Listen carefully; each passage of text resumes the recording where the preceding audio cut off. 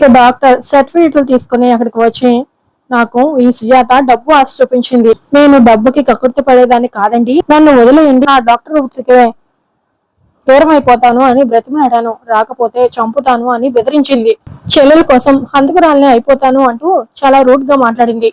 ప్రాణ భయంతో ఇలా రావాల్సి వచ్చింది, కానీ అమ్మవారి ఎదురుగా నిలబడి అబద్ధం చెప్పలేకపోయాను అని డాక్టర్ అబద్ధాలు మాట్లాడుతూ ఉంటుంది. దాంతో సుజాత అవని ఇద్దరు షాక్ అయిపోతూ వెంటనే డాక్టర్ దగ్గరికి వెళ్ళి, నేను రాత్రి ఏం మాట్లాడావు, ఇప్పుడు ఏం మాట్లాడుతున్నావు, ఇందాక నువ్వేం చెప్తున్నావు అని అడుగుతూ ఉండగా, మీరు ఏదేదో ఊహించుకుంటే నేనేం చేయలేనండి అని డాక్టర్ అంటుంది. దాంతో సుజాత ఆవిడ చెంప మీద లాగి పెట్టుకొట్టి చాలా కోపంగా చూస్తూ ఉండగా, ఇక డాక్టర్ మాత్రం నా మీదే చేసుకుంటావా అని అడుగుతూ ఉంటుంది. చెయ్యి చేసుకోవడం కాదే, ఇలా మాట్లాడితే నిజంగానే చంపేస్తాను అని చెప్పేసి ఆవిడ మీద చెయ్యి వేయబోతూ ఉండగా, అక్క ఎవరి పాపాను వాళ్ళు పోతారు, ఊరుకో వదిలే అని అవని అడ్డుకుంటూ ఉంటుంది. నా మీద చేసుకున్నందుకు నీ మీద పోలీస్ కంప్లైంట్ ఇవ్వాల్సి వస్తుంది అని డాక్టర్ హెచ్చరిస్తూ ఉండగా, ఇవే ఎక్కడికి పోతావో పో, ఏం చేయగలుగుతావో చేయి, పవిత్రమైన వైద్యురాల వృత్తిలో నీలాంటి చీడ పురుగులు ఉండకూడదు అని సుజాత అరుస్తూ ఉండగా, ఆడదానికి ఆడదే శత్రువైంది, వీళ్ళంతా ఇదిగో ఈ నిహారిక జాతికి చెందిన వాళ్ళే అని అవని కూడా తిడుతూ ఉండగా, మధ్యలో నేను చేశాను, నన్ను ఎందుకు ఆడిపోసుకుంటావు అని నిహారిక అంటూ ఉంటుంది. అత్త ఈ డాక్టర్ మాట మార్చింది, దీన్ని నమ్మొద్దు అని సుజాత చెప్తున్నా కూడా ఇక వేదవతి మాత్రం సుజాత మాట వినకుండా వెళ్లి సుజాత చెంప మీద లాగి పెట్టి కొట్టగానే సుజాత షాక్ అయిపోతూ, నా మీదే చేసుకుంటావా అసలు నిన్ను అని చాలా ఆవేశంగా వెళ్లి అమ్మవారి దగ్గర ఉన్న త్రిశూలం తీసుకుని వచ్చి వేదవతిని పొడవబోతూ ఉండగా, ఇక వాళ్ళిద్దరి మధ్యలోకి శేఖర్ అడ్డుగా వచ్చి, తల్లిని కాదు నన్ను పొడిచేయి, నన్ను చంపేయి, మమ్మల్ని మోసం చేశారు, మా అమ్మవారిని లాక్కున్నారు, మమ్మల్ని ఇంటి నుంచి బయటికి గంటేశారు, చంపడానికి వస్తున్నారా, ఆధారాలు చూపించి నా భార్యని నా ఇంటికి తీసుకెళ్లేలా చేస్తాను అన్నావు, ఇదేనా అని శేఖర్ ప్రశ్నిస్తూ ఉండగా, ఈ డాక్టర్ నిజంగానే మాట మార్చింది శేఖర్, నన్ను నమ్ము అని సుజాత అంటుంది. నోరు ముయ్యవే, ఆవిడ చెంప పగలగొట్టి అరిచినంత మాత్రానా నువ్వు చెప్పేవన్నీ నిజాలైపోతాయా అని వేదవతి అంటుంది. చిచి ఎప్పట్లాగే బుద్ధి చూపించుకున్నారు, మామూలు కిలాడీలు కారు మీరు, విగ్రహం వాళ్ళ ఇంటి నుంచి మన ఇంటికి రాకుండా భలే ప్లాన్స్ వేశారు అని కిట్టు నిహారిక కూడా వెట్టకారంగా మాట్లాడుతూ ఉండగా, ఇక వసంత కూడా నిజమే నిహారిక, నువ్వు అన్నదే నిజం, వీళ్ళ బాధంతా అమ్మవారు ముక్కుపుడక మన ఇంటికి రాకూడదు అని అంటూ ఉండగా, వాటి మీద మీకున్న ఆశ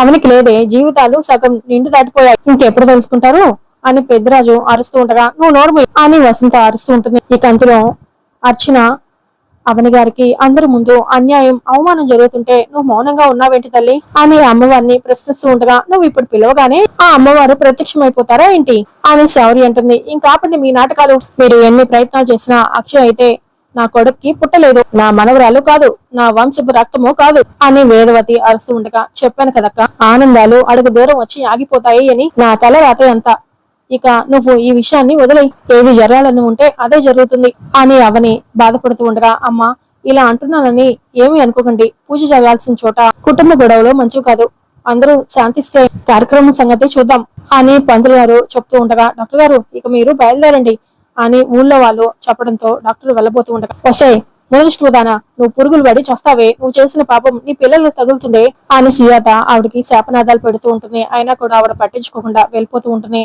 అవని మీద పడ్డ నింద తొలగిపోతుందని ఎంతో ఆశపడ్డానమ్మా, ఇలా జరుగుతుందని అనుకోలేదు అని ప్రసాదరావు అంటాడు.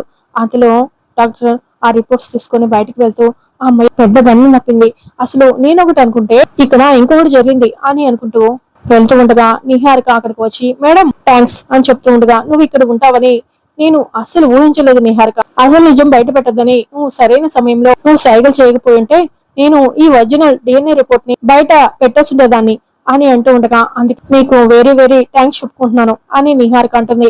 గతంలో సచ్ వలన నేను లాభం పొందాను కాబట్టి అతను అడిగాడు అని నేను రిపోర్ట్స్ ని మార్చవలసి వచ్చింది, మీ ఫ్యామిలీ బాగా పరిచయం కాబట్టి, నేను కాలేజీ చదివే రోజుల్లో మీ అమ్మ నాకు ఎంతో హెల్ప్ చేస్తుంది కాబట్టి అది గుర్తుకొచ్చి ఇప్పుడు నిజం దాచవలసి వచ్చింది, లేదంటే ఈ రిపోర్ట్స్ బయట పెట్టేస్తుండేదాన్ని, గొడవ జరగటం వల్ల అందరూ ఫ్లోలో ఈ విషయం మర్చిపోయారు, కానీ దీన్ని గనక ఓపెన్ చేస్తుంటే దొరికిపోయి ఉండేదాన్ని అని డాక్టర్ ఉంటుంది. అయితే ఇటువంటిది ఎక్కువ సేపు ఉండకూడదు అని చెప్పేసి రిపోర్ట్స్ చేతిలో తీసుకుని దాన్ని ముక్కలు ముక్కలుగా చింపేసి విసిరేసి, దీన్ని బయట పెట్టుంటే గనక ఈ దసరా నాడు అవని దశ మారిపోయి ఉండేది, రాజమార్యాలతో తిరిగి మా ఇంట్లో అడుగు పెట్టి ఉండేది, మా అత్త దాన్ని తప్ప ఇంకెవరిని లెక్క చేసి ఉండేది కాదు, నిజంగా మీరు నాకు చాలా పెద్ద సహాయం చేశారు, నా ఉనికిని కాపాడారు, అవనికి నాకు జరుగుతున్న యుద్ధంలో మీరు నన్ను గెలిపించారు అని నిహారిక అంటుంది.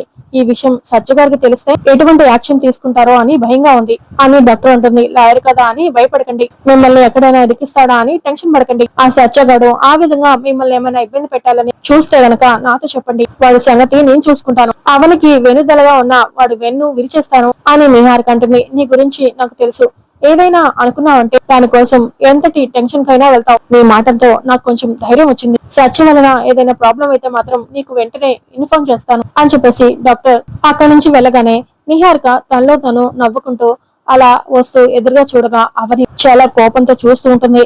అవని చూసిన నిహారిక మొత్తం వినేసి చూసేస్తుందేమో షాక్ అయిపోతూ ఏంటి అలా చూస్తున్నావు అని అడుగుతూ ఉంటుంది. ఇక్కడేం చేస్తున్నావు అని అవని అడుగుతూ ఉంటుంది. ఏం లేదు, ఊరికే వచ్చాను అని చెప్తూ ఉండగా హ్యాపీనా అని అవని అడుగుతూ ఉండగా ఎందుకు అని నిహారిక అంటుంది. డాక్టర్ నీకు అంత ఫేవర్ చేస్తుంది కదా అందుకు అని అవని అనగానే నిహారిక ఒక్కసారిగా షాక్ అవుతూ ఉంటుంది.